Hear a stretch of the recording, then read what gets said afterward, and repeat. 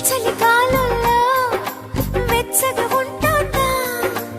ఎండను చూస్తే చలి వేస్తుందా ఓహో,